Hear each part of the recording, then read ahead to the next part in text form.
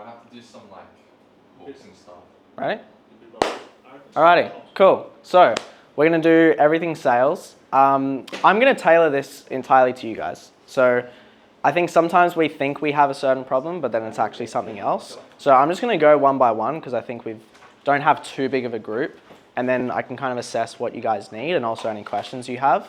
So whether it's objections, hiring salespeople, setting appointments, making the most of your leads, whatever it is. But let's just go around the room, and I have two questions, if you guys are okay sharing, because it'll indicate a lot. One, how long you've had the business for, and two, what the average monthly cash collected is. If it's too personal, you don't want to share, it's fine, just say skip, but it'll just help give me an indication as to where you guys are. And roughly, how many sales calls you're taking per week. Those are the three main things. So if we just start here. Okay, main problem is probably objection handling for me. Sales calls wise, averaging maybe between 3 to 5. Per week? Yeah, per okay. week. Kind of just depends on like my setter and stuff. Okay. And then average monthly is between 7 to 8 at the moment. Okay, yeah. Cool. Yeah, so I'd say my main issue would be objection handling, I've been pre-objecting though, because I think when I actually get the objection handling, if I haven't done that right, I kind of panic at times as well. Yeah. Averaging 6K a month and then 2 sales calls a week. Okay. Cool. Yeah. So I had the business for what, close to 9 months now. We average, I'd say, around 20 if I were to guesstimate a month. Yeah. We are booking probably right now 3 to 5 a week, but I love the 5 to 10 sweet spot. Biggest problem, there's a few right now. Mindset when it comes to sales. Okay. When you get a few no's in a row. Yeah. Price conviction, definitely. Yeah. And then again, that's impacted by no's. And then also, I focus more on making a chill close, which is objection less to enjoy sales. Because I'm getting to this point where sometimes jumping on calls and they were not fun. Yeah. Okay. Cool. So yeah, 3 questions. So like average cash collected per month, how many calls per week you're taking, and then biggest thing you want to help with. 25 on average per month. I've had the business for maybe 2 years now. Yeah. And I'm taking maybe 5 to 6 calls per week. Yeah. My biggest one is price more than anything, trying to pitch a higher ticket price with confidence. Okay. Yeah. Yeah. Had the business for probably about almost 2 years now, averaging 20 to 25. What was the other one? How many calls per week you're taking? 4 to 6. Yeah. And biggest problem, pitching a high price. So I'm stuck in the same price for like 4 months now. Okay. Haven't pushed it up. Cool. Yeah. So I had the business for 3 years. Yeah. Averaging between. Do you want it in AUD? Would that help? Yeah, AUD. Yeah. So 80 to 95. Okay. Cool. Biggest issue at the moment would be building a sales function and dialing. Building a sales team. Yeah. Okay. And dialing, like outbound. Yeah, outbound. Okay. And how many calls per week are you averaging? Anywhere between 25 to 35. Nice. Nice. Scale, Cool. Sweet. Yeah. I've been same as you, 9 months. Yeah. Yeah, And I've got like 10 to 12 per month. Yeah. And for the same, pitching high prices and being a bit more hungry for meals. And how many calls per week are you averaging? 1 to 3. 1 to 3. Okay. Cool. Yeah, Mia. Hi. I've had mine for about half a year now, but I worked with the company before. Average cash collected in Canadian, like 15 to 20, but I've been going up. Yeah. Average calls per week though, only like 1 to 5, depending on the week. Okay. And my biggest problem would probably be actually pushing for a sale. Oh, just like Just feeling bad if they give me an Okay. objection, and I'm like, oh, okay, Yeah. like I feel bad pretty much. Like I'll ask for it, no problem. problem, but then if they give me a genuine objection and I feel like a good connection with them, I feel bad trying to act pushy. Interesting. Like, I don't know how to go about that. Okay, cool, cool. Yeah, now? So I've had the business for 7 months. I think I'm averaging like 3 to 5 calls per week and probably about 15k per month. I think my biggest challenge is like opening kind of a can of worms when I get like, and I think about an objection or something like that when I get like more of a smoke screen and just kind of like digging deeper into that to figure out what the actual core issue is. This one mine? I don't know. I think it's mine. I'm going to claim it. Okay. Objections. My writing's terrible, but I can read it, which is most important. Yeah. So my business has been going for like 11 months. I'll get between like 5 to 8, 5 to 10 calls, and between 25 and 45.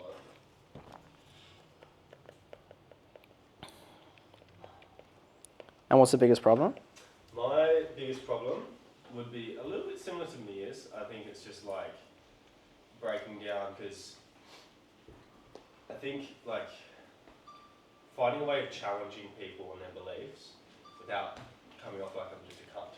Yeah, cool. I think like to be able to bridge that gap to like get people, I think more so in the objection handling, when it comes to probing and like during the sales process, I'm okay. But when it comes to them putting up a wall and they're like, oh no, like being able to shift their belief system in the objection handling. Yeah. Yeah. Okay. Cool. Just in a way that's going to help them move forward. Yeah. I'm the other half of Kyle's team. Okay. And I get the calls booked in. Oh, you set? No, I help run DMs and then Okay. I get the calls booked in and then Kyle phones them. Okay. Sweet. Cool. Yeah. I've been coaching for 5 years, averaging around 45k a month, and probably objection handling. Okay. How many calls did you say? On a good week, 20 to 30. Yeah. On a shit week, about 15, 20. Okay. Cool. That's the shit week for me. Yeah. Cool. And then questions were that's all right. Like average monthly cash collected for the business. How many calls per week you're taking, and biggest problem? So at the moment, sitting between 15 and 18k. Yeah. Calls per week, it like varies, but sometimes 2 to 5, like not that sort of volume. Yeah. And like biggest challenge, like sales call wise. Yeah, it's the sales in general. Yeah, definitely not challenging them enough with their objections and just being like, okay, like. Okay. Yeah. Cool. All right. Sweet. That helps a lot. So there's a few like outliers. So for you, like your problem is a little bit different because it's building a team and now scaling, which is cool. We'll touch on that because that'll help you guys as you scale as well. Objections is like huge one. I think all of your guys' call volume is obviously something that could be improved. So we can probably touch on like the set to call process and see if we're making the most of leads there. And then for those of you that are like under 20k and under a month, it's probably just doing like more of what's working. And then once you get past that like 30, 40, then it's like, all right, sweet. Now we got to look at, maybe building a team, pre-call, all that sort of stuff. So where I'm thinking we'll start is, let's start with objections, because that's the fun stuff, that's spicy. Then we'll backtrack into the mindset as well. And then we'll go into the lead to booking. And then it's Duncan, right? Oh, no. Oh, you're Duncan. Okay, sorry. Sorry. No, to be fair, whenever anyone says Duncan, I'm like, what? And then if we run out of time, I'll just talk to you like afterwards about building a team. We'll see. I'll try and squeeze it in. Cool. So with objections, like you get to the end of the call, what are the biggest objections you're getting? Can't afford it. Okay. I hate that. I need Like, That's an easy one though, because it's one of It's the always Yeah. something else. Yeah. Partner, price, think about it. What else? Checking the budget, Okay. because when they're like, I need to look over my finances to see if I can afford this. Yeah. Holiday? Yeah. Holiday's a good one. Yeah, it's like timing. One I think could be beneficial, Christmas. Yeah, yeah. Oh, that's a good one. Okay, cool. Christmas presents for them. So a lot of these can be pre-handled just through the questions you ask, and that's why running a good discovery is so important. Even with a good discovery though, you will still get objections like these. So I'm going to give you a structure that can handle all of them, and then I'm also going to show you like how you can actually prevent these. So in terms of handling them, with any of these objections, you can always start with the same thing. So whatever objection someone gives you, whether it's think about it, partner, time, money, whatever it is, what kind of state is that person in when they say that objection? How does that person feel in that moment? Fight or flight? Yeah. pressure to make a decision. Pressure. Scared. Yep. All of these things are, they're in a state of like no. Like they want space and time between them and the salesperson or the person that's taking the call because they're in a state of no. So before we say anything, before we focus on like what word tracks to follow, the first thing we need to do is to change their state. Because if we just like spit things at them, but their state is off, they're not going to receive it. Has anyone seen the clip of Tony Robbins talking to the depressed guy with the red shoes? Yeah. So before Tony gives him any advice, the guy's like depressed, he's in a very sad state. Before Tony gives him any advice, the first thing he does is he changes his state. He makes him laugh. He puts him in a smiley mood. Because then whatever advice he follows with is going to land a lot better. So a lot of the times we'll just like start objection handling, but the person's state isn't changed. So how do you change their state?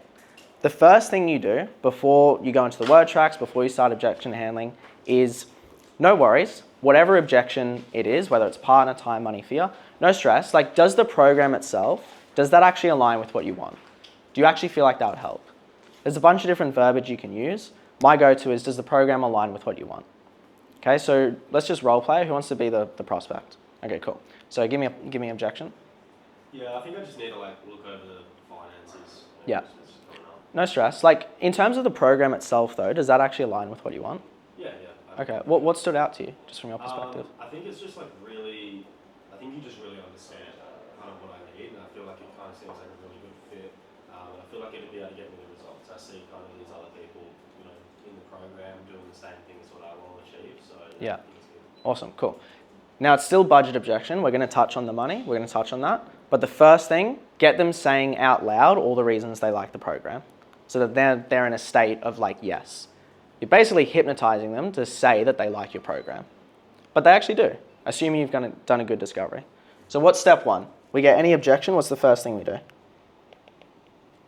Just yell it out. Take the pressure away. What's that? Take the pressure away. Take the pressure away, yep. Agree. Change state. Feel aligned. Yep.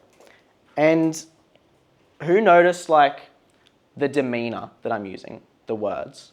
No worries, yeah, no stress, like that's easy. Like non-confrontational. Exactly. Like never use the word like but or like, yeah, but like before you think about like, just no worries, no stress, just easy language. Step one, change state. Yeah, exactly. That's really good as well. Cool. Now, where I go from here, what a lot of people will do and what I used to do as well is I'd change the state, but then I would go into handling the specific objections and I would take what they said verbatim.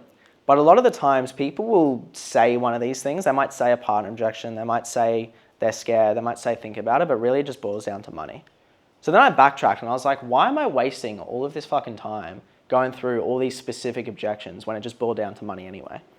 So for me, step two is no matter what objection they gave me, I just attack money.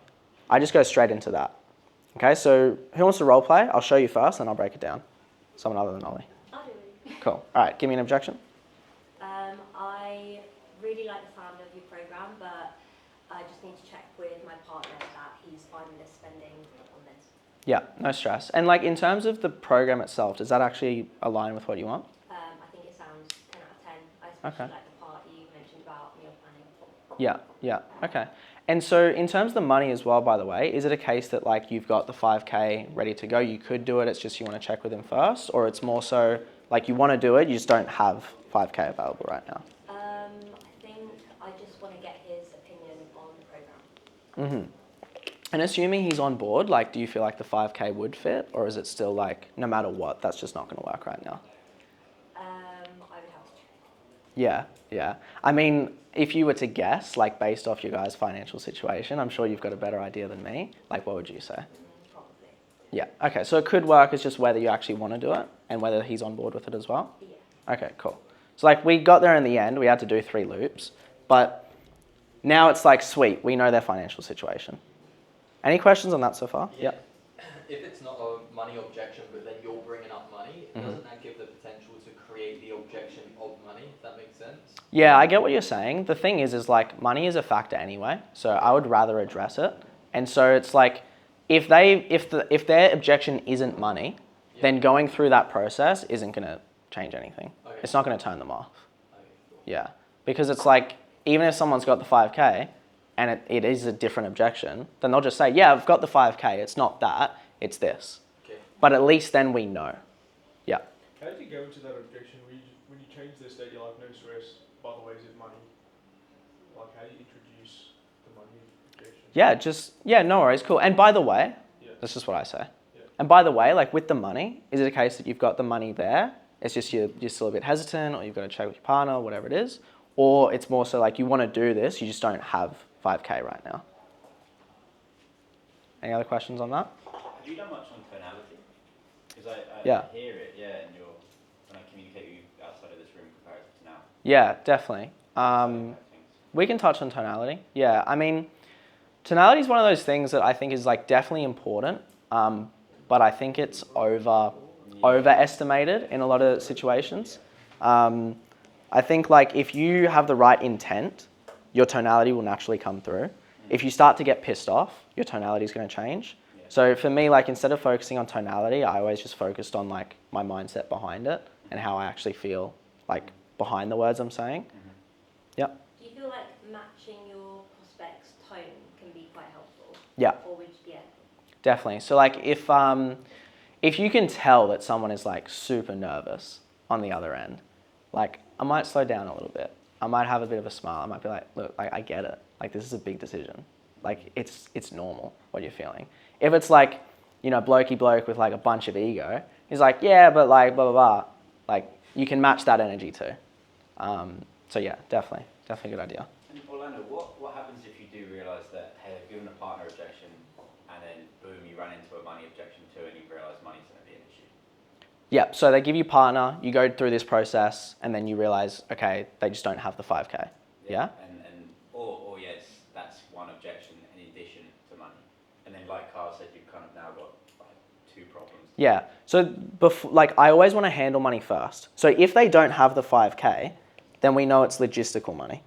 Wouldn't if you're just saying that it's a money objection and they've kind of put up this partner objection, you can see that it's really coming down just to the money? Potentially. Potentially, yeah. Potentially, yeah. So you go with money first, sort that out, then you'll either close the deal after the money, or they'll bring up the partner again. Yeah. And then you've got to handle the partner. But I always want to tick off money first, because the reason I do money first is what can happen a lot of the time is we'll hand a partner, we'll handle fear, we'll handle like all these objections, and then at the end you find out, oh, it's just the money. So I'm like, okay, let me just handle money first, and then whatever it is that's stopping them still, then I'll handle that. So if it's still partner, cool, they may still have a partner objection, but I'm going to handle it after money. So you may get that. You may go through the money and realize, oh, like they just don't physically have access to it. Yeah. Now, I could go into word tracks today, but I don't think it's going to be that helpful because you're not going to remember it. There are modules in the blueprint. I don't know if you guys, has anyone seen the modules I've got in there of like the objection handling script? Okay, cool. There's like a full script there with the process of like exactly what to say. So today I'm probably just going to touch on like principles and overarching themes, because then for the exact words, you can just look at the modules. I think that'd be a better use of time. Cool. So step 2, money. Then step 3, once you get past that point where it's like, sweet, they've got the money, they can do it, but they have another objection, or you've gone through, they don't have 5K, but they could start with 2K today and do a payment plan, sweet, you sorted money, then If you don't close from there and they give you another objection, then you handle that objection. But that's the overall flow. They sound like a problem person. What's that? They sound like a problem person with all the excuses. Yeah. Sorry, I don't want to coach you. No, that's all right. So that's like rough structure of objections. Now, in terms of mindset, because if you don't have the right mindset with these, it doesn't matter like if you know the right structure, it doesn't matter if you know the right word tracks, like it's just not going to land. So for those of you who said like mindset with objections, just remind me, what were the main things that were coming up for you guys? Feeling bad or, yes, being a bit empathetic and kind of backing off too early. Yeah. Like not wanting to come off very pushy, especially for me if I have a client coming or a lead coming from a referral and like they've heard really good things about me, whatever it might be, and then suddenly I'm really, really pushing them on the call. Like I don't know how to go about that correctly. Yeah, that's a big one. One thing that could help as well is like, because I've had prospects before where they've gone like, I feel like you're just trying to push me to the sale, and like diffusing that. So I think what could be helpful for these guys if they feel like that, just some way that you can diffuse that situation as well to show that you're on the same side. Because sometimes that will happen as well. Like sometimes you'll get people like, I feel like you're just trying to push me. Yeah. But you can diffuse that and you can get on the same team. Yeah. So there's two things. One, what happens a lot of the time is we're like over friendly in the discovery. So for those that don't know, like discovery is basically just like pre-pitch. Everything before the pitch is discovery when I refer to that. So a lot of us will be one way in discovery. Maybe we try to be their friend, we try to be super nice, we try to be friendly. Then we get to objections and then we like change. And that's what can cause people to feel resistance because like, hang on, where the fuck was this guy 2 minutes ago? You're a completely different person. So that's one thing. I always say, don't just challenge people in objections. Challenge them throughout the whole call. So in the discovery, and we'll do a role play where I'll show you guys what challenging looks like, but it's like if they're giving you fluff or they're giving you BS earlier in the call, you've got to address it there as well, because then in objections, when you're addressing it and you're holding them accountable, you're the same person. Where resistance can get raised is if you change there and they're like, oh, now you're trying to sell me. That's when they feel it. So that's how to like prevent it. Now, in terms of like, once you're there, once you're objection handling to like not get them pissed off, that's where things like your detachment, your tonality, your demeanor, the way that you handle it comes across. So a lot of us are selling over Zoom, right? If you're selling over Zoom, one like little body language trick is like, don't lean in objections, like lean back, because one, it'll actually change your tonality just by doing that body language. And two, it'll show them that like, you're not in their face, you're not like attached to them making a decision. That's two things. And then it's the language you use. So that's where the no stress, no worries, like sometimes I'll smile in objections, but I'm not smiling in like a, I'm your friend way. I'm smiling in a like, come on, like, stop bullshitting me. Like, what's going on? Like, it's that sort of demeanor that you want to have. Does that make sense? Now, in terms of like feeling bad, you said something that I love because I hear this a lot when I speak to people that are like, haven't been like closing for a long time. You use the word empathy. So that's interesting because like, what is empathy? Like, what's the definition of empathy? Or just your own definition? Like feeling other people's feelings. Yeah. Okay. Yeah, it's like acknowledge sympathy. Sympathy? Like acknowledge sympathy, like sympathy, but you've experienced that yourself. Yeah. You can feel where they're coming from. Yeah. So I read this book that really helped with this. It was literally called Empathy, and it was by like Harvard Business School or whatever. I rarely read, but for some fucking reason I read this book. And in that book, they basically said that like empathy it's not agreeing, right? So if someone has like a victim mentality in life and they always blame themselves or blame other people for their problems, all that, empathy isn't agreeing with them. And it's not sympathy. It's not feeling bad for them. Empathy is understanding why they are the way they are and how they got there. And I can understand why you feel that way, but it doesn't mean I agree with them. So with a prospect, if we're empathizing with them, hey, I can understand why you feel like, this is a big decision, but it doesn't mean I agree with you. I can understand why you feel like this is a lot of money because like up until this point, you haven't made decisions like this, and that's probably why we are where we are. But if we always make decisions the way we have, that have led us to the current results we have, how is that same way of thinking going to get us the results we want? How's that going to get us different results? So that's like, you're still empathizing, you still understand where they're coming from, but you're not agreeing with it. And it's an important distinction, because I do find, I just did a training with like 100 women the other day as well, and I do find with women, it's more so the case that like, sometimes you think that empathy and like closing the deal are not related, and you feel like they're not the same. But you're doing them a disservice by not handling their objection. Because the people that are coming onto your calls, do you genuinely feel like you can help them? You sure? Well, yeah, like it can literally change their life. Like if someone's got to the point where they're physically on a sales call, like with a stranger, they've had this problem for ages, it's impacting their confidence, their relationships, their mental health, like absolutely everything. And like, because we say this all the time, especially when we get no's, we're like, we can literally change this person's life if we ask them enough questions, because they want to do it. Like if they didn't want to do it, they wouldn't be on the call. They wouldn't have gone through the DM script. They wouldn't have spent 45 minutes telling you how shit they feel all the time.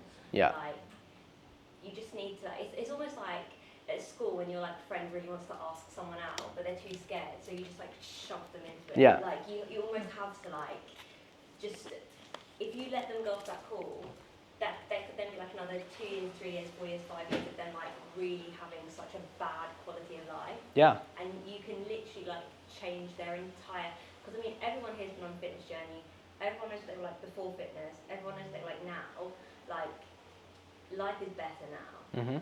Like, and all you need to do is just spend like 10 minutes feeling a little bit uncomfortable in yourself to like literally change their whole life. Yeah. And so that's the thing, right? If we back off because we're afraid of hurting their feelings, or we're afraid of coming off a certain way, and then because of that, they don't sign up and they don't change their life, is that us being like highly empathetical?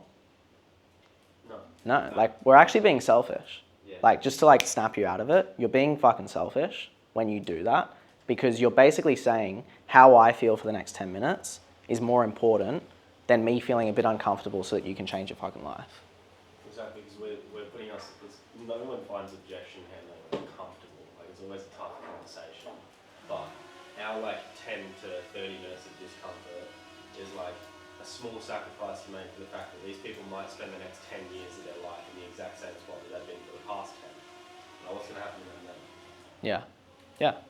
Yeah. Would you almost frame it that way? Just because like if you're going to start coaching them, so it's like, look, this first 4 weeks of coaching, we're going to have a few uncomfortable conversations. It is. You can almost like preface that yourself. always tell them during my pitch, I'm like, this isn't going to be easy for you, man. Like, I'm going to tell you straight up, because it also prefaces that people fall off all the time, but it's okay. Some people, when they come on, it hasn't been framed, they'll fall off and then they'll just throw everything in the bin because they expected it to be a perfect ride, which is not the case. Yeah. But if you frame it like, you've been stuck here for the past 10 years, I'm not going to say this is going to be a perfect ride, but this is why we do X, Y, and Z to actually help you through that, then it frames that as well. Yeah.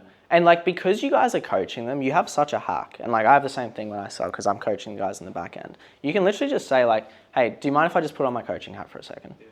Like, because like this road, it's not going to be easy, right? If it was easy, you wouldn't be here. But it's like, are you okay to have an uncomfortable conversation right now if it means you actually get the help you need? Yes, ask for permission. Okay. And then you can go into it. And you can like sometimes just say what you want to fucking say. Sometimes we hold back from saying what we actually think or what we want to say, because again, we're scared of hurting their feelings. But it's like all of us here, if we had shit in our teeth, we would want someone to tell us. But like the person feels uncomfortable telling you. Like, hey, sorry bro, you got shit in your teeth. But like, you're always going to be thankful for that guy. You don't have anything, you're good. Cool. With the mindset side of things around objections, anything else on that? Yeah. Slightly different question. Yeah. I find when I've got a rocket up my arse and I've got money to make, my close rate goes up. Oh yeah, that was sick. And then when the rocket's out, it slows down. So I'm just like working out what the correlation is, because in my mind, when I'm doing the sales calls, they're the exact same. It's just stress. Have you ever fed them into ChatGPT to analyse the differences? Yeah. They come It's up the with same script I do every No, time. Yeah, I would, tonality, because the challenging, everything. because I like observe you doing this. So the example Kyle was saying is we had 11.5 grand stolen from our bank account, Shit. And that week, Kyle was like, we're booking in extra calls. If someone was objection handling, because normally we sell 6 and 12 month packages. Yeah. If they said no to 6, it was like, right, can you do monthly? Yeah. Right, can you do this? Like you were even taking like 30 quid deposits because you were like, no one is getting this call without sending me something. And then the week after, like we did actually make it back in a week, which was like sick. The week after, you were like, yeah, it's fine. If you need to chat to your partner, I get it. Book in a second call. Yeah. Change. Yeah, there was a change. Like the actual like script that you're using, because I'd say it is like it's literally like. So I love Taylor Swift. So I say he's doing his Eras tour because it's literally like the same intro, the same body, the same client stories, everything. Yeah. But when it got to the actual objection handling, the week we had money to make, I actually made a chart on like, and I was like filling it in on like everything you made. No was not an option. Yeah. Every single person, you would just push and push and push until they gave you something. Yeah. Like, it's probably conviction. Like you just had so much conviction to get the deal across the line that like that certainty came through. Probably, if I was to guess. We're in a safe position then. You've got to come back to your mission. Like you have to come back to what you're doing it for as well. It's a bit of that. Sorry to cut you off, but it's also there is a tactic to it. Like you can like fake conviction in a sense, and all it comes down to is your tonality. So like, if I say like, yeah, like I think you should do this, you know, because like it's really gonna help you change your life, versus like, dude, you should do this because like this is gonna change your life.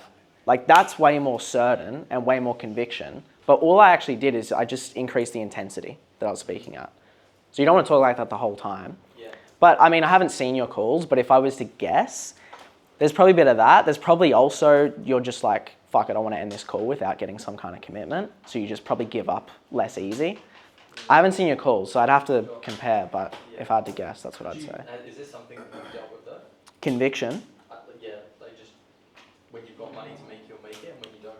Yeah, no, definitely. I mean, for me, but like a lot of it wasn't necessarily just the sales calls itself. Like I often just did more. So like on those weeks where you're making more, are you just taking more calls, or you're saying the close rate itself went up? Close rate went up. Yeah. Okay. Interesting. Because for me, it was like I just did more. Yeah. But yeah, if I had to guess, there's probably something that turns on in you that is just like, fuck, I need to make money, and that conviction just comes through on the calls. If I had to guess, you probably give up less easy when you're objection handling. You probably just like keep fucking going because you need to. Yeah. You objection handling for like 45 minutes. You're literally like, you are not getting off this call Yeah. until you give me something. No, and that's honestly, for objections, that's probably a huge thing a lot of you guys face. You probably just give up too quickly. Yeah. Like you probably just stop after one objection. Yeah. It's all good. Yeah, and that used to be me as well. Like, trust me, I literally just found calls that I had from like 5 years ago, and I was listening back to them. I'd get one objection, and I'd just give up. And I'd just be like, yeah, cool, well, just get back to me, you know, blah, blah, blah, looking forward to seeing how you go. It's like, yeah, like, if you actually just keep going, the amount of times I've just been objection handling, I'm like, I don't know how the fuck I'm going to get this guy across the line, but somehow I will, and I just come up with shit to say. Like, I know it sounds a bit woo-woo, but if you just don't give up and you just stay in the ring and you get used to just getting fucking punched with another objection, and then you stay up, you stay saying, you just keep running the call, like you'll build reference points for yourself. As in, you'll know that you've done it before, so you know you can do it again. Yeah. And you build proof that you can do it, which then gives you more conviction to keep objection handling. Do you mind if we go back one Yeah, step yeah. to the money objection? Yeah. So let's say we've got, so step 2 is money, and then they go, oh yeah, the money's fine, but I'm just not the sort of person that makes a decision on the call. How many times would you run? Oh, forever. Let's role play. Yeah. Okay, go. Give me the objection. Cool. So money's absolutely fine. I don't need to talk to my partner. I'm just the sort of person that doesn't make a decision on the call. Yeah. When you say you're the sort of person that doesn't make a decision on the call, like, what do you mean by that? I just don't like making decisions without thinking about it. Where does that way of thinking come from, though? It's just always a way of thought. Okay. How do you know that that's the right way of thought? I don't. Okay. So if you don't know it's the right way of thought, what has you continuing to do things that way? It's just the way that it works. Yeah. I'm just not the sort of person that makes a decision. Yeah, that's okay. Because like, if you knew this was going to work, if you knew that this was going to get you to where you want to be, and you had 100% certainty that was going to happen, what would you do? I'd probably do it. But Okay. I still put Why though? Why would you do it, even if you had 100% certainty? because I feel good. What do you mean? I'd feel confident with my body. Yeah. Because if you knew it was the right decision, then why would you delay that decision? Because I don't know. Yeah, and that's okay. Like, and by the way, like if it's a big decision, like I get it. It's different to what you've done in the past. Like it's different. But for you to get different results to what you've had previously, what do you feel like needs to change? Probably me. Probably? Yeah. Why do you say that? Because without making the change, then I won't make the change. Yeah. So what do you feel like we need to do so that you can actually make the change and you can actually get to where you want to be? Cool. So, yeah. Did you have questions on it though?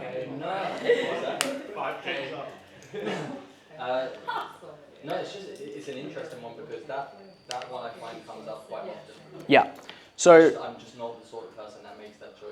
That decision. Yeah. So let's break down what I did. So what was, if anyone remembers, what was the first thing I did when he said that? When he said, I'm not the sort of person that makes decisions like that. Where did that come from? That's right. Yeah. What do you mean by that? Where does that come from? What I'm doing there is I want to get more context. And I'm also seeding doubt. So whenever I'm asking him questions like, where does that way of thinking come from? How do you know that's the right way of thinking? They're like questioning themselves. Oh yeah, how do I know that's the right way of thinking? Even if someone is like convicted on a keto diet, if you're like, oh, what made you do a keto diet? Like, they're going to start questioning themselves. So that's the first thing I want to do. Seed doubt, get context, get you thinking, why do I do things that way? Then, from there, with like I don't make decisions like this, the only reason someone says that is because they're afraid of making the wrong decision. That's the only reason. They're afraid of making the wrong decision. So, if we can just attach that decision and come up with a hypothetical where it's like, if you knew this was going to work, if you knew it was the right decision, what would you do? Well, yeah, I would do it. And then if you noticed, you were like, I'd do it, but as soon as you said, before you said the but, I cut in because I wanted to stop your way of thinking. So you're like, I would do it. Well, why? Why would you do it though? I like started my way in because of X, Y, Z. Then you tell yourself why you would do it. And then once you've got them to admit that it's like, yeah, if I knew it was going to work, I would do it. Well, then it's easy because then all you have to do is reframe that they'll never know that decision, whether it's going to be right or wrong. I went a bit fast there. Does that make sense? And then would you reconfirm the sale at that point? So would you go like, so we're going to do this then? Yeah. So the way I ask for a close is just like, okay, so what do we need to do so you can actually get to where you want to be? I really like the word actually because it like differentiates them just thinking they'll get there. It's like actually getting there. Don't use the rock and roll anymore. No, I still use that one too. So I don't go like, you. Yeah, you could like, I like, what do you feel like you need to do? Yeah, I need to do it. Okay, should we rock and roll? Should we do it? Like whatever language you want to use. I would never say like, cool, do you want to sign up? Cool, should we lock you in? Like avoid language like that. Just make it easy. Make it very like smooth. Low barrier to entry for them to say yes. What about the one, like, you've handled the money objection, and it seemed like it's to, like, I want to think about it. I just want to run it past my partner, like, out of respect for him, so shared finance or something. Yeah. So I'll try not to just like script it out for you. What would you find helpful? Would you find it helpful if I just walk you through the structure of how I do it, or would you find it more helpful to do a role play? Those role plays went good. Yeah? Okay, cool. All right, let's go to partner objection and I'll go through it. Like, it sounds really good. Me and my partner have a shared account, so before I make a big decision, want to chat with him about it. No stress. Like, in terms of the program itself, like, does that actually align with what you want though? Yeah. Okay, yeah. what stood out to you, like, from your perspective? Yeah, I just like that it's got the structure and I won't have to think, it'll just be all there for me. Yeah. And in terms of the money, like, is it a case that like you guys have the money there, but you want to check with him before you pull from it, or it's like you want to do this, but you might still not have the full investment?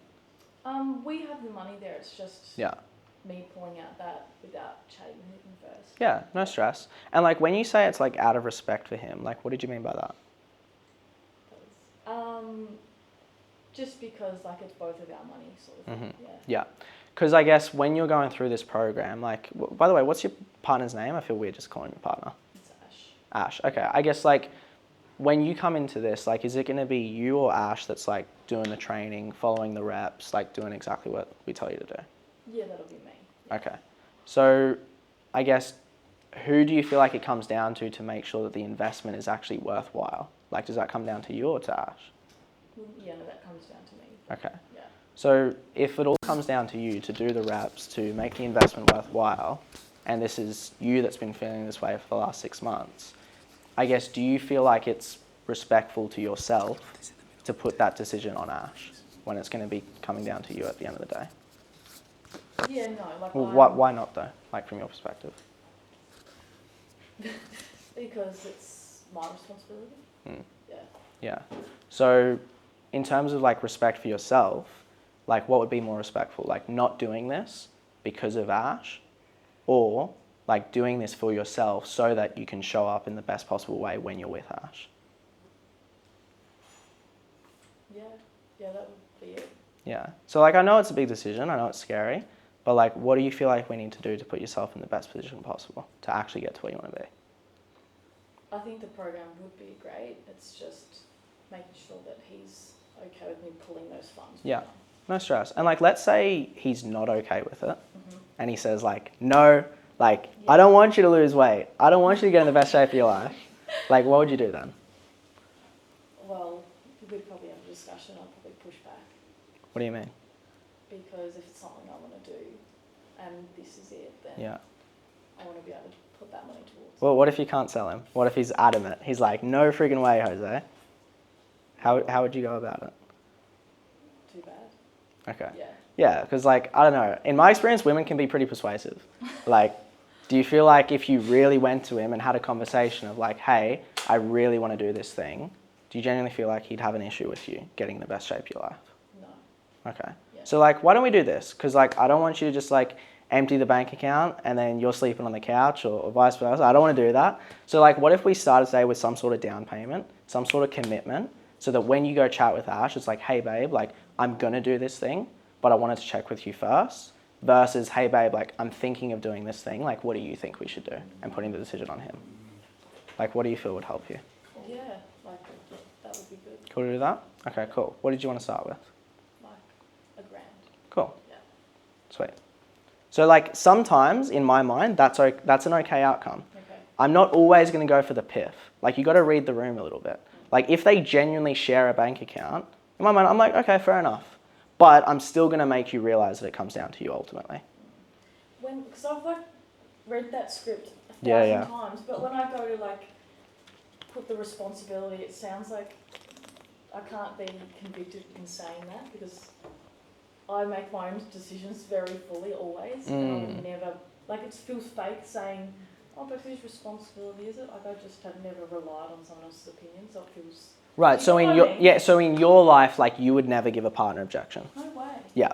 So when they give you a partner objection, you. I know it's a cop out. Right. Well, I've had one instance where it literally wasn't. She's checked and she's like, "Yep, let's go straight away." Afterwards. Yeah. But a lot of the time, like 90% of the time, it's, "Oh, yeah, we had a look at our finances and we can't make it work." Mm-hmm. Well, I mean, you disagreeing with it is great because a lot of people like that's what holds them back. So what's the issue? Like when you're going through those word tracks, what's the issue? Like just, I guess, like not. Like it just sort of what pulls me up. Like whose responsibility is it? Like to me, that's very obvious that it should be theirs. Okay. Yeah. So when you're asking it, it should just come from a frame of like you know it's their responsibility, right? Just like I know it's when we're in the role play, I know it's your responsibility too. Yes. But I'm still asking it in a way where I'm like, because ultimately, like, is it going to be you or Ash that's doing the program? Yeah, it's going to be me. Okay. Yeah. So like, whose choice does it come down to whether this actually works or not, and whether the investment's worth it? Like yours or Ash? Yeah. And like even my little eyebrow squints, like all this body language is like making it obvious that it's you. Yes. And you would have no problem with that because you believe the same thing. So, I mean, it could be your tonality, it could be how you're asking it, but yeah, it's just framing it in a way where it's like you disagree with that objection anyway, you've just got to have them realize it. Yeah.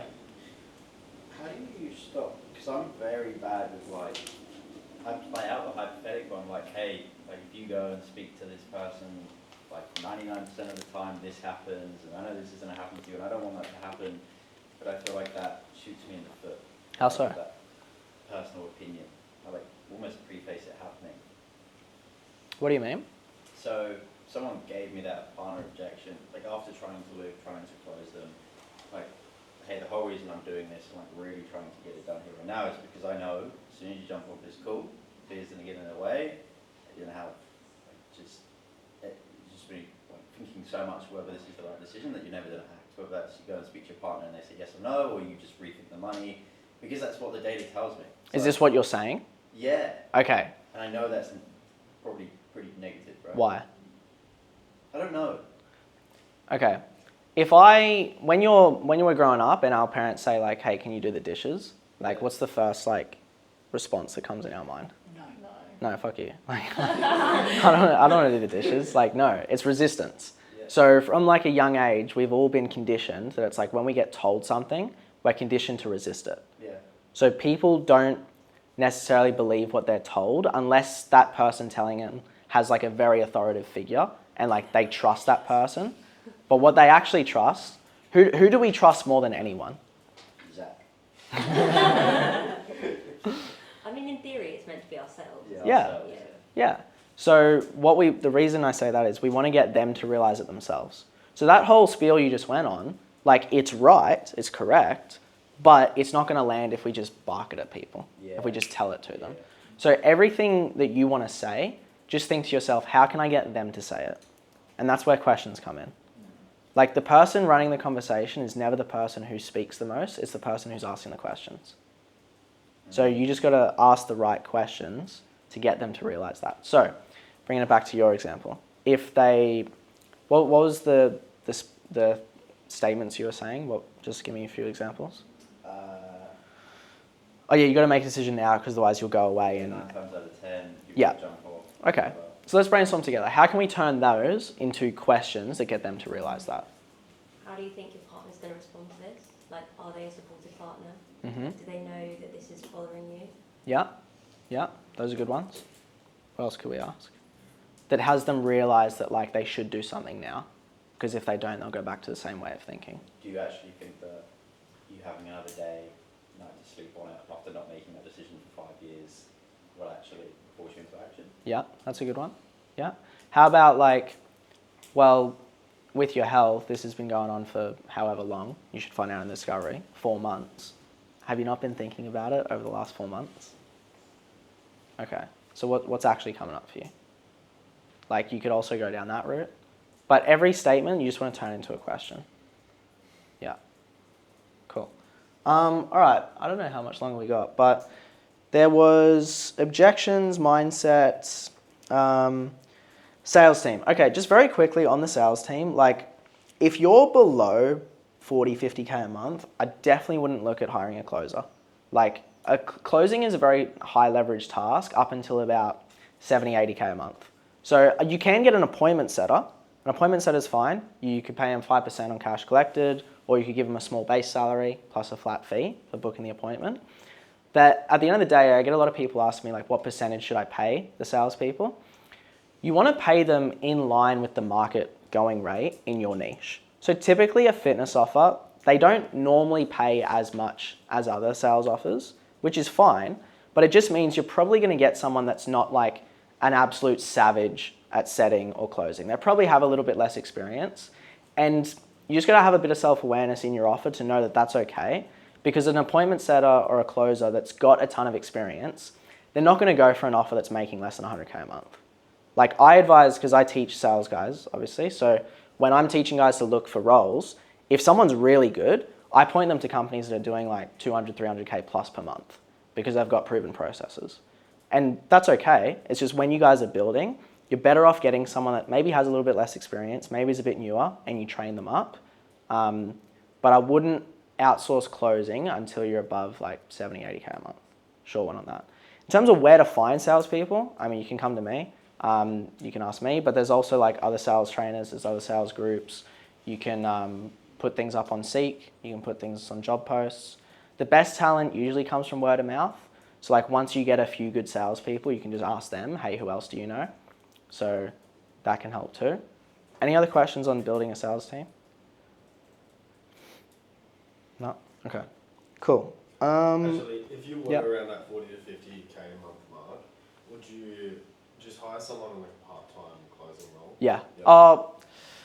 Like, what has you wanting to outsource the closing?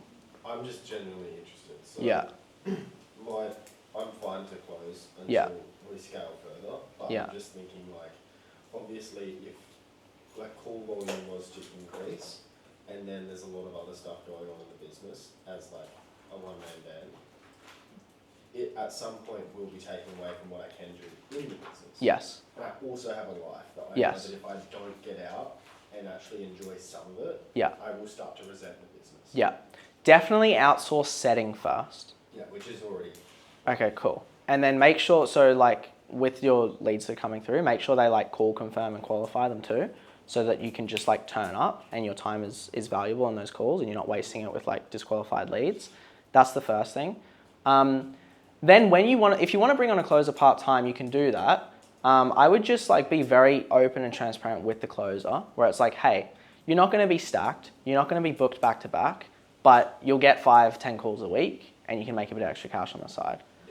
And you can find people that are okay with that, especially if it's like a newer closer that's like looking to get some reps.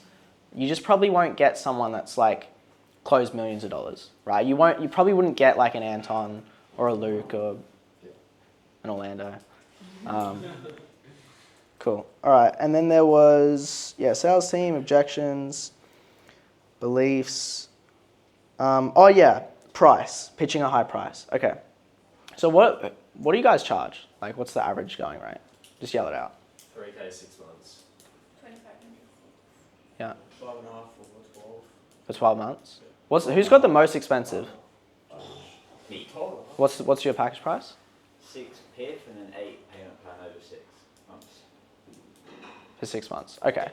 And so 5k PIF, 6k PIF for 6 months. Okay, cool. 1,400 a month. Okay. Cool. So what makes us think that that's a high price? Nothing. Okay. Relativity. Yeah. To what? To other fitness coaches. No, to what we buy. To what? To what we buy. Bottle of water's $2. So it's all relative. Okay. A bottle of water is $2. Your health, 6k. If these people get diabetes in the future, or they get fat, they get obese, they have joint problems, they're going to get surgery, they get a heart attack, their liver fails, they have to replace their kidney, how much is that going to cost them? Hundreds of thousands. And then what's it going to cost them in between while they feel shit about themselves?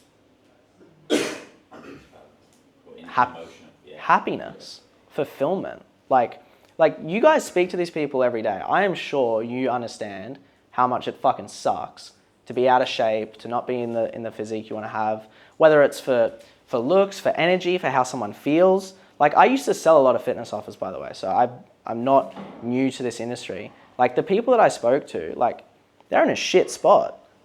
And it's like, you can literally help them fix that for 5k. Like, in my mind, it's such a no-brainer. So, if you think it's a high price, I would just compare it to like what the price of them not fixing it is. And you can also have them realize that. So what I did want to do before we wrap up is I wanted to do a role play, but I want to start from the start of the call. Because I think that a lot of the times we don't actually get that much pain. We don't get enough emotion on the call. And them feeling a type of way, them feeling the pain points, feeling the problem, that's what's going to have them realize like, oh shit, I actually need to do something about this. So who wants to, this will be a longer role play. I'll go to you just because you've already gone. All right, so let's go from the start of the call. And we'll just go from the beginning, okay? Hey, can you hear and see me okay? Yeah, I can see it. Awesome, cool. So I know we spoke a little bit in the DMs, but just give me an idea, like what are you wanting to achieve when it comes to your health? I just want to put on some muscle, put on some size without getting too fat. Okay. How much muscle do you want to put on? 10, 20 kilos. Okay, gotcha. And by the way, just some stats, like how old are you? 28. Okay, and what's your height? 5'10". And how much do you weigh? 85 kilos. 85. Okay, so you want to get to like 95 kilos, Yeah. but like mainly muscle that you put on. Yeah. Okay, what's the main reason for that, by the way? Just want to get more confident. What do you mean? Huge. Are you not as confident as you'd like to be right now, though? Nah, I just want to get as big as my friends. Okay. Why is that important to you? Because I always bully about how small I am. They bully you? Yeah. What do you mean they bully you? They call me little boy. Okay. Do they actually, or is there anything else going on? Okay. What do they actually say? They say you need to get bigger, chum. Okay. Let's keep it a little bit. Be a real prospect. Okay, I'll be real. Yeah. Because otherwise it's just gonna take away. I'll pretend to be one of my prospects. Though. Yeah, be one of your prospects, but like realistic answers. Okay. Okay. So why do you actually want to put on the muscle? Can I make it a fat loss? Because I get a lot of Yeah, fat sure. loss too. Sure. So what do you want to achieve with your health? I want to lose some weight because I'm a bit skinny fat. Skinny fat. Okay. So how much do you weigh right now? 70 kilos. And how tall are you? 5'10". Okay. So what do you want to get down to? I want to be 65, but I want to be muscular. I don't want to get skinny. Right. Okay. So kind of like a body recomp sort of thing. Okay. And everyone's got their reasons, but for you, like, why do you actually want to make that recomp? Because I'm not happy with the way I look. In what sense? I've got like love handles. Okay. Man boobs. Yeah. And I can't take my top off. And I'm going on a holiday in like 3 months. What you can't take your top off, or you don't? Okay. I don't want to take You my don't top want to take your top off. Okay. And like, I can make some assumptions, but I don't want to guess. Why don't you want to take your top off? Because I'm not confident in my body. Okay. How do you know that you're not confident? Because when I look at myself in the mirror, I don't like it. What comes up for you when you look at yourself? Just chat, just lie. Well, when you look at it right now, like what do you feel? When I Yeah. look at myself in the mirror. Yeah. Just fat. Really? You don't look that fat. I mean, it's just a Zoom screen, so I can't see it all. Yeah, But no, you just see it's below my neck, so. right. It's just like I'm just not happy with how I look. Yeah. Okay. So how long has this been going on for? Probably 3 years. 3 years. Yeah. Okay. 3 years. What have you been trying to fix this? I've been training here and there. Here and there? Yeah, What's that on mean? and off, but then I get stressed because of uni exams, and then Yeah. I end up binge eating. How often's that happening? Once every 2-3 months. And when you say you binge eat, like how bad are we talking? Packets of Tim Tams, Oreos. Packets. Packets. The Tim Tams are pretty tempting, so I can understand Once I you. start, I can't stop. Okay, gotcha. And so that's only happening every 2-3 months. 2-3 months, and then maybe once. I'll go with my friends, and we'll just, have ice cream. Okay. Buy those. So what have you actually been trying to fix this? I've been trying to fix it by eating 1,200 calories during the week, but then it turned into something messy on the weekend. Right. Like a rebound. Okay. What caused you to just like drop your calories that much? Just trying to speed up the process of losing weight. Okay. Has it? It's not working. Just Okay. skinny fat. Okay. Gotcha. So, I mean, it might sound like an obvious question, but do you feel like the way you've done things up until now is going to get you to where you want to be, like as fast and efficiently as you want, or do you feel like you need to make some tweaks? I need to make some tweaks. It's Okay. cool. Okay, cool. So I guess before you were chatting with me though, have you looked at ways to get help with this? I have, but there's so much conflicting information out there. I don't know what's right and what's wrong. What do you mean? Some people are telling me to do keto.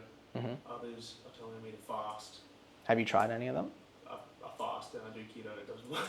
Right. Okay, so you already tried that. It doesn't work. Yeah. So what did you see from my content that had you feel like I might be able to help? You work with a lot of guys my age. Mhm. I look at the transformations. They're good. And you look like you can help me with just keeping in line. Okay. Telling me what to do. That's what I need. Okay. And other than just like telling you what to do, like what else do you feel like you actually need help with specifically? Food. What about food? Like eating it or like what to eat? What to eat? When to eat. Okay. What meals I should eat. Okay. Do you not know what to eat right now? No idea. Okay, interesting. Yeah, my main source of protein is just whey. Okay. And what's your workout routine like? It's a bro split, chest, arms. Okay. Legs, So belly. if this has been happening for the last 3 years, and like in terms of professional help, have you ever looked at getting professional help from a coach? Never. What's prevented you? Just finances. What do you mean? Just finished uni, so I'm working part-time at Bunnings. How are you affording all these symptoms? My mate's care for me. Okay. I make my mom's pantry. Okay. So you saying that like finances held you back from getting a coach? Yeah. I tried it myself first, it didn't work, so now I want some professional help. Okay. What's shifted recently for you then, where you're like, okay, now I actually need professional help rather than just using money as the excuse to not change? Part-time, so I think I can afford it. Okay. And I know I'm getting older, so I don't want to be 25 and out of shape. How old are you now? 30 and out of shape. Okay. So what made you realise that? Saw a video the other day of this guy who was 30 and I just had some urgency. What was it about that video that made you realise you actually need to do something? It was Andrew Tate shouting at me, so I didn't get my shit together. Okay. Why did that resonate with you though? Because I've never had a figure in my life like that tell me I need to be better and do better. So I want to look for a coach. Okay. Do you truly feel like you're ready to actually be better? Yes. Okay. Because getting there, it's not going to be easy.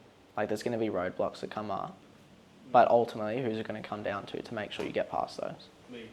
Okay.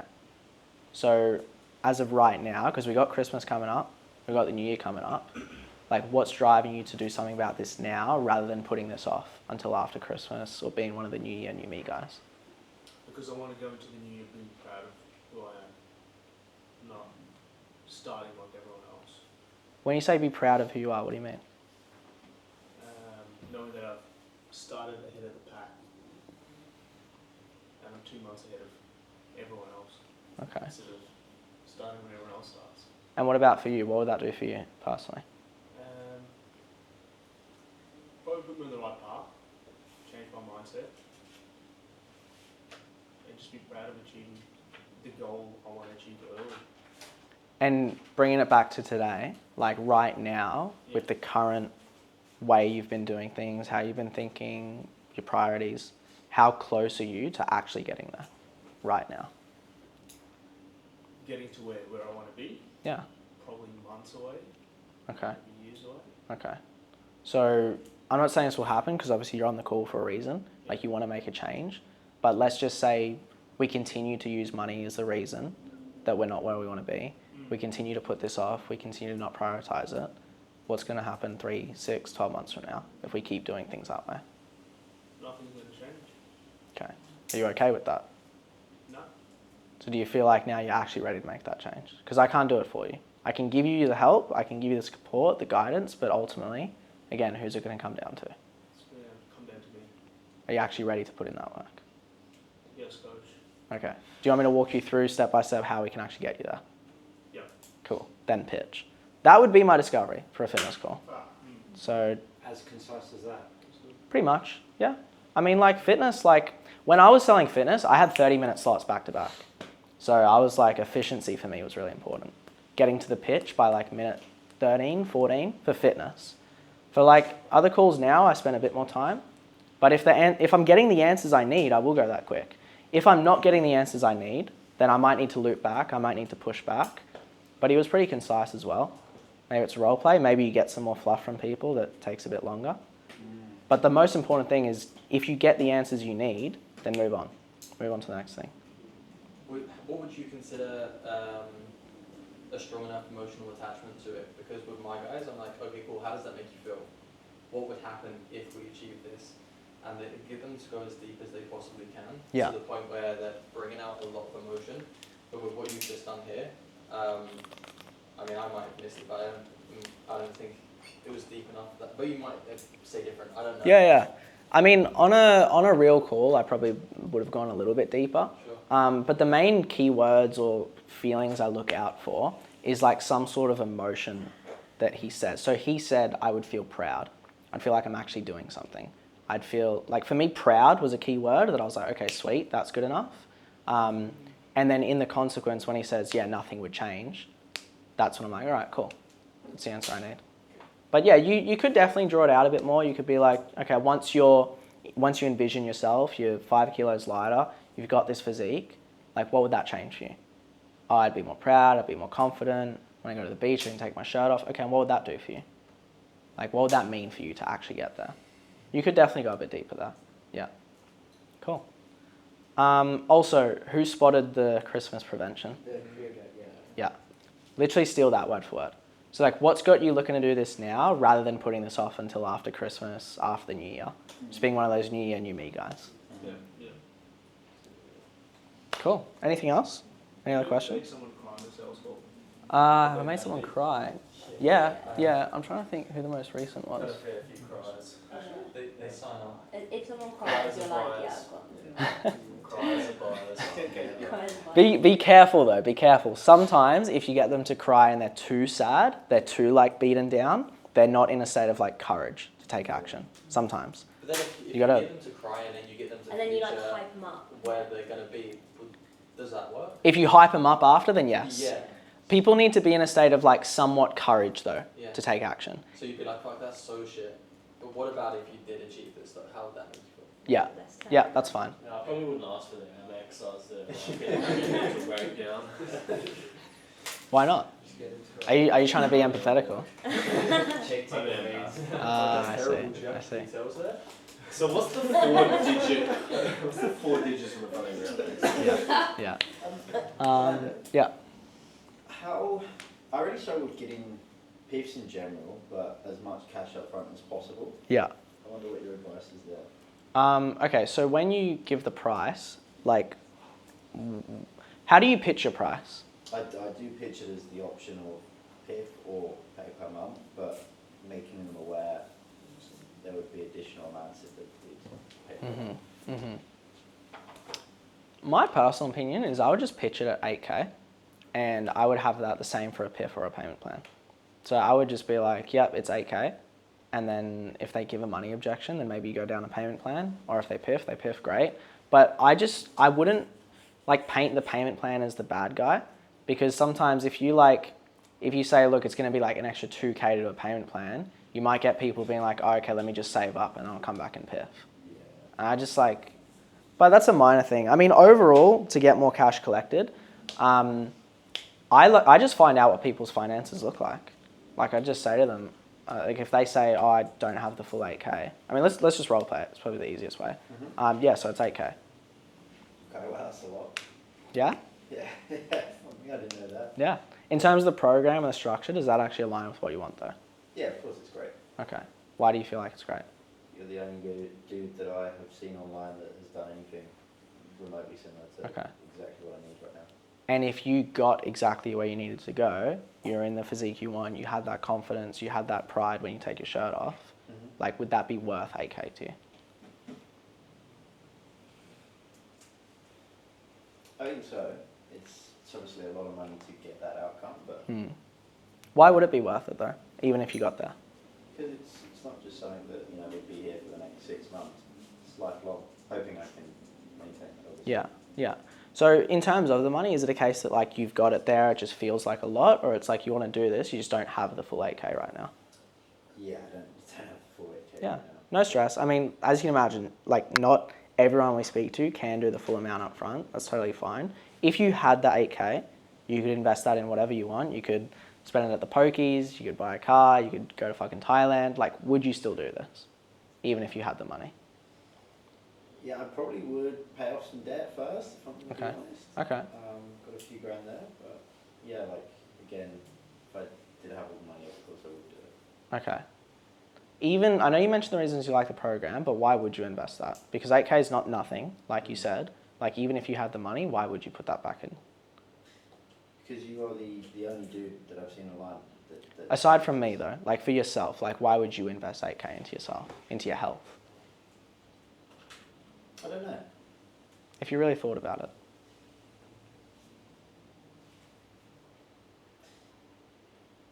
I guess because this has been, a lifelong issue for me. So when you put it in that perspective, 8K, doesn't sound as expensive. So with the money, like, are you open to an honest conversation around your finances to see if there's a way I can help? Okay. So as of today, without like putting you on the streets, because I don't want to do that, like how much do you actually have set aside that you could invest into your health right now so you can actually get to where you want to be? Realistically, like a few $100. Okay. How'd you come to that number? So, yeah, I've got rent due at the end of the month. I've got about $2.5 grand in my account right now. Mhm. And rent's about 1,600. Mhm. in Okay, 2 cool. weeks' time. Quick pause. Like at that point, like okay, cool. That's all he can do. But at least now we know his finances. Yeah. And like you will get leads like that. You will get leads that like can't piff and can't do like half down. That's just the case. If it's a case where he's like, no, I've got the money there, but it'd be more comfortable to split it up, that's where then I would challenge him and I would reframe the comfort thing because I want you to be uncomfortable. I want this to be a big decision for you. How would you do that? Let's role play that. So let's say you've got money, but it's more comfortable to split it up. Yeah. I've got about 6K in my account now, to be candid with you. Okay. So what if we did this? I mean, what if we started with 4K today? We do 50% down. That way you're committed to actually making this change. We draw a line in the sand. And then with the rest, we split that up over the next, say, 3 months. Would that help you? Could we do it over the 6? I think that would be a bit easier for me from a cash flow perspective. Yeah, I mean, we could. Like, I'm not against it. Like, whether you do it, like, in 3 months, 6 months, it doesn't fuss me. But what I want is I want it to be an uncomfortable amount for you. I want it to sting for you. But why do you feel like I want it to sting for you? I guess force me into action a bit more, maybe? Yeah, because, like, when you actually invest more money, like, what is it going to do? Force me into action, yeah, really take it seriously. Yeah, because you don't want to waste your money. Yeah. Right? So we can do it over 6, but, like, could you do it in 4 to make it a little bit more uncomfortable for you? I definitely could, yeah. Okay, should we rock and roll with that then? So you're uncomfortable enough to actually pay attention and actually make a change. So you never have to be where you are right now again. Sure. So like it's all framed in your benefit though. And even this example, like I give my personal opinion. I'm like, hey, people that have PIFs or the people that have put 150% down, they walk in and they hit the ground running. You know, they're balls deep already. Yeah. So how do I, you know, would you recommend that? Maybe not, but how do I stop giving personal opinions? I really need to switch out of that mindset. Yeah, it's just like one is like acknowledging you're doing it is the first step, and then 2 realizing it's not the right way to do it, and then 3 just practicing not doing it. So Why you did click. You clicked like a few times. Is that like the? I don't know. Okay, I just that's don't just do another it. thing. I wondered if that was like, you know, when a hypnotist is like talking, then it'll just be something like. I've been told this before. I don't consciously do it. Yeah. I don't know. Sounds good. Could you possibly preface it like, yeah, that's cool. I think one thing we typically see with the people that join up, the people that really get the best results are the ones that go all in and make like the largest upfront investment they can. Why do you feel like that might be the case? Yes. Yeah. Yeah. That's it. I'm Get giving them the to actually opinion. think about it and explain it. Yeah, I'm giving the opinion without any questioning. Yeah. Always end on a question. Yeah. Like throughout the whole sales call, like I've got full sales calls on my YouTube, by the way. Like if you watch my sales calls, like quick plug. There's no barcode, but you'll find it. You'll see like I'm asking questions like right until the end. Even the end, it's like cool, ready to rock and roll. It's like all questions because I want them to say it. I want them to come to the conclusion. Yeah. This is a kind of question for everybody as well as all them. Bit off topic. Yeah. But, do you guys use pitch decks, and if so, has that kind of changed, I guess, the rate of your sales at all? Not really, no. I've never used them. What's a pitch deck? It's Like- PowerPoint in the Slide background. deck. Sometimes it can overwhelm people. Yes. Too much decision fatigue. Did he? Yeah. I wouldn't for fitness. Okay. Yeah, if you are, like max like 3 slides and like very simple. Because if we give them like too much, like what could that lead to? Just more projections. Like even Yeah. Yeah. even Anton's having it at the moment. Because he's Yeah. using his pitch deck and like what his offer is doing, and it's like got heaps of slides. There's like 3 different options. Yeah. It's all very pricey as well. It's like a very high investment program, and the majority of people come away from it like, I need to figure out what I want to do. Yeah. Yeah. It's just too much for people. I feel like I hear mixed kind of opinions on it because Yeah. I have like 3 slides that I do, Mhm. but it's just like I don't know if that's better to do one with 3 slides that's simple versus not doing one completely at all. In all honesty, like whether you have a 3-slide pitch deck or not isn't going to be the make or break for your sales call. Like it's the other stuff. It's like a 1%er thing. Have you Like- tested without it and then looked at the difference between the two? No. You probably run that, see which works better. I think the only thing of value that could come from a pitch deck that would really set it apart was transformations. Yeah. Like to Yes. have like very clear transformations in front of them. But another way you can do it is you can literally have your Zoom background as transformations. You can have your welcome page when people are in the waiting room to have testimonials coming through and transformations. So they're just getting blasted with social proof. And you can tell them like rock up to the meeting and be in the waiting room 5 minutes before the call, just in case so we can make sure we're on time because we've got limited time available. And you just rock up on time and you give them 5 minutes to actually just be hammered with social proof. It's actually very smart. Yeah. Yeah. Cool. All right. Anything else? Is that pretty much everything? Yeah. Anything else sales related? No. I actually have Yeah. a question. Yeah. Would you ever not objection handle? So I had my call with Luke to join this program. I basically don't bother objection handling me. I'm not going to sign up today, and he didn't. Yeah. And I asked him the same question afterwards, and he said, yeah, like you've just got to be savvy with kind of who you're speaking to. So I want to see your opinion, and if you would have objection handled me on that call as well. It would have depended. I think conversational awareness is really important. So like Luke probably just got the vibe from you that it's like, all right, I'm just not gonna handle this guy. For me, like me personally, I would have at least found out why. Like I would have been like, yeah, no stress. Like what's behind that though? And you're like, I just never make decisions like this or whatever. But me personally, yeah, I would probably find out why. So you would objection handle anyone? Yeah. Yeah, cool. Why not? That's fine. Like because like for me, like there's two things. One, I just don't agree with objections as a thing. Like if someone has all the information, in my mind, it's like, cool, be decisive, it's yes or no. And if not, that's fine, but why not? And like, I want to know that. Now, if it's like something logistical, like, I don't know, there's certain cases where it's like, okay, cool, you just can't do something today. That's fine. But I at least want to know why. But like, would I have like gone the full 9 yards with you? It depends what you would have said. Depends. But I take it conversation. I just told him straight up and down. I said, I'm not doing this today. Yeah. Just so you know, I'm in another mentorship, so Yeah. don't worry. Okay, so that's a good example. So if I found out you're in another mentorship, I mean, do you just want to role play? Let's just have some fun. Like, okay, cool. So you're just like, yeah, like don't objection handle me. Yeah, so don't bother trying to like objection handle me. Like I'm not going to sign up. It's not Okay. a financial thing. I can Yeah. lose money, but it's just I'm not making a decision. Yeah, that's cool. Like, what's behind that though?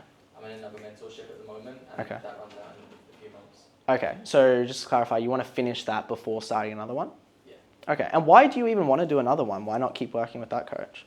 He's a bit shit. How so? Yeah, so I paid to work one-to-one with him, and then it wasn't really one-to-one. Okay, so how much longer do you have in that mentorship? 3 months. Okay, so you got another 3 months in a shit mentorship. Mm-hmm. Why do you want to continue a shit mentorship? Because I've put the money into that already, Yeah. and it would be too overwhelming to speak to 2 different coaches. Okay, how long have you been working with him up until now? 12 months. Okay, over the last 12 months, have you at least gotten some value or is it just like all been shit? Some value, yeah. Okay, so over the next 3 months, how much more value do you feel like you can squeeze from that? Probably not too much. Okay, so over the next 3 months, like, I mean, what's going to put you in a better position? Like squeezing the little amount of what you have from that one or just like getting started with the right one? Can I just jump in? Yeah. Ask me all these questions. So To maybe be he was fair, objection handling. Yeah, that is, yeah, Yeah. okay. We did actually join before we left the other one as well. You, sorry? We did actually join here before we left Charlie as well, I think. Yeah, we did. Yeah, we did sit down and have that talk. Because I wasn't on the call, but I was like, why are we wasting time in this one? Yeah. She objection. Yeah. Well, no, because I was like, we've already paid in full, like, we're not getting anything. If we join this one, we can probably make the money back that we've already spent on that. Yeah, and I would have given you an example. So I like, if I needed to, I would have been like, well, can I offer a perspective there? Or can I like offer a thought? You'd be like, yeah, go ahead, fucking sales guy. And I'd be like, well, like if you put 10K into a stock and like it made you like $500 in the last 12 months, and it's like you can keep that 10K in there or you can reinvest it into a different stock, like what would you do? Are you asking me that Yeah. question now? Yeah. I'll put it into the other stock. Why? To make more money. Okay, but like what if in the next 3 months that stock just like booms? Lost money. Yeah, because like it hasn't for the last 12 months. Mhm. So it's kind of like with this mentorship you guys are in, like if that hasn't given you what you want in the last 12 months, like, yeah, like you can try and squeeze more from the money you've already put in there. I get it. Like it sucks to invest money and not get what you want. But it's like moving forward, we can either just let that burn us not only once, but burn us twice, because then we waste the next 3 months. Or we can just like cut our losses and go where we need to go. Like what puts you guys in the best position? Making a change. Okay, so should we rock and roll? But like, I would go to that extent. Now it's interesting because I didn't see it as objection handling when I was on the call, but all of those questions you answered. That's how you know he's good. That's always the best objection. Yeah. You just don't know it's an objection. Yeah. Nah, he's a gun. As soon as you started speaking, I was like, yeah, I remember that one. Yeah. That's a leap. Cool. Because Orlando, I have actually had that quite a bit recently, where someone has like dropped an objection that kind of defeats the defeats the ability for them to say yes or no on the call. Something like, I'm asking questions about like, how do you see this in the next 6 months, future pacing them, and they're like, oh yeah, it'd be awesome to do that, but again, I need to know the money, or need to make sure I can figure that out, or need to speak to this partner before. So I actually how had do you- someone do that the other day. Yeah. I reckon that's better. I honestly reckon it's better because you cut the fluff, you handle it right then and there. If they can't move past it, end the call. Yeah, I had someone, they were like, I'm on site, I've just broken up with my fiance, we're living in the same house together, everything's hectic, we're trying to like sell this house, I don't know what to do. And I was like, I just handled it before I went into the pitch, because I asked them, like, is now the right time? Like, will you move forward? It's like, no, I won't move forward. Yeah, so what to do in that situation? Because I've been continuing the call, and I've just felt like I've been wasting half an hour because this person has just Handle that before doing it. Yeah, like me personally as well, like, it depends how many calls you're taking again. Like, if you're only taking like 5 calls a week, you may as well make the fucking most of it. Like, are you really wasting that much time if you got 5 calls a week? Like, do your best to make the most of it, is my take. So if they say something like that earlier, we're like, yeah, like it would be great, but like I still need to know what this is going to cost. Well, hold on, like money aside for a second, like for you actually making that change, like what would actually be different? Because whether you work with me or not, like I don't give a shit. Yeah. But what I do care about is you actually making a change. And if we don't know why we're making a change, what's the fucking point? So for you, like, why do you actually want to make this change? And I'll just bring them back. And just like, get what you need first and then handle money later if it comes up. Again, if you got low volume. So. True. Bro, that was sick. Sweet. Thank you so much. Cool. If you guys have any questions, by the way, like, feel free to ask me or message me, whatever. Like, yeah, sweet. Thanks, guys. The GOAT, Orlando Bloom. The chill closer. Yeah. You see that? It's like I should have an ice pack while I'm handling objections. Just like an ice cube in my hand. Yeah. That was fun. That felt short for me. I could go for like 3 hours on that. Yeah, it was fun. Yeah, yeah. Objections.